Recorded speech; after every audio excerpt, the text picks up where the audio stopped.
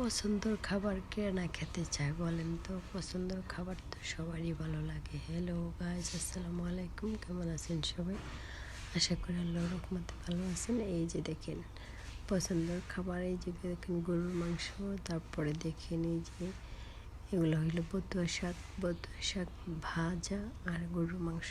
দেখেন মজার খাবার তো সবাই পছন্দ করে, তাই না? এই যে রাইস কুকারে ভাত দিলাম, ভাত হয়ে গেল ঝরঝরা ভাত, অনেক সুন্দর।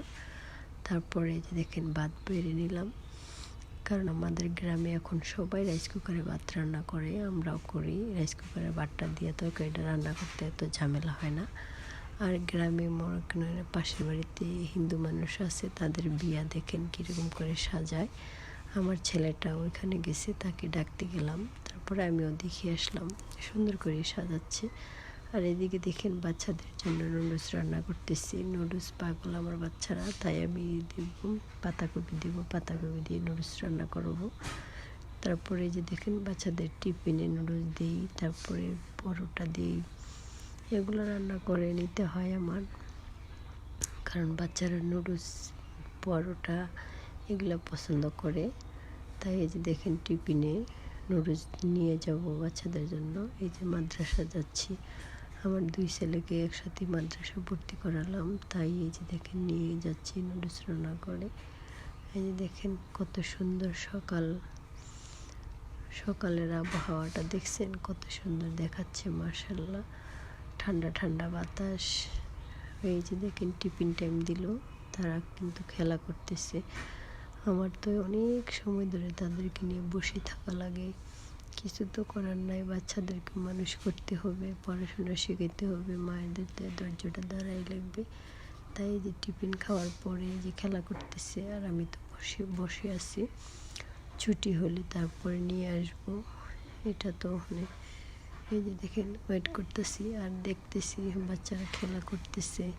টিফিন খাওয়াই দিলাম, খাওয়াই দেওয়ার পরে তারা একটু খেলা করতেছি, খেলা করার পরে আবার ক্লাস হবে। তারপরে 1টা বাজে ছুটি দিয়ে, আর আমার তো এতক্ষণ বসেই থাকা লাগে। তাই সবাই দোয়া করবেন আমাদের ছেলেদের জন্য, আল্লাহ যেন ওদেরকে ভালো রাখে। আর এই যে দেখেন শাশুড়ি মা রাত্রেবেলা তেলাপিয়া মাছ নিয়ে আসছে, তাই এখন এগুলো কুটে ফ্রিজে রাখবো, কারণ সকাল হলে চলে যেতে হবে এই যে বাচ্চাদেরকে নিয়ে মাদ্রাসায়, তাই এখন কুটে এগুলো রাখবো।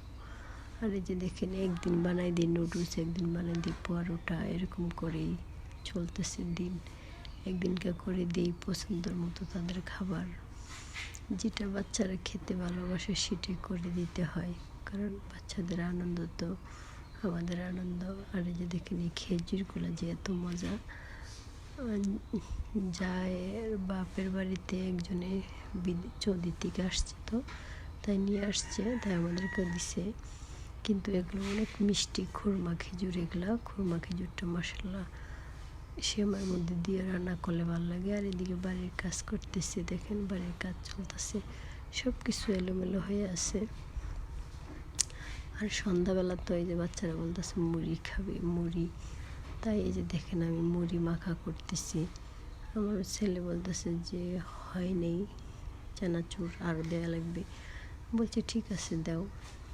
তার এই যে দেখেন মুড়ি মাখা, তারপরে এই যে দেখেন আরও দিল চানাচুর, আরও দিল, তার পেঁয়াজ কাঁচামরিচ এগুলো সব কাটিয়ে সবাই মিলে একসাথে বসে, আসলে সবাই মিলে একসাথে একটা জিনিস খাওয়ার আনন্দটাই কিন্তু অন্যরকম।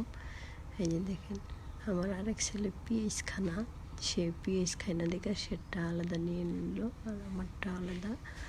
আমরা পেঁয়াজ দিয়ে তেল দিয়ে মাখিয়ে নিলাম, আমাদেরটা আলাদা।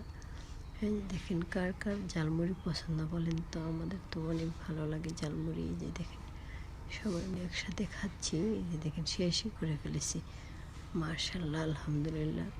হাতাহাতি করলে কতক্ষণ লাগে ঝালমুড়ি খেতে বলেন তো? আর ঝালমুড়ি তো খেলে শরীরটাও গরম হয়, অনেক মজাও লাগে।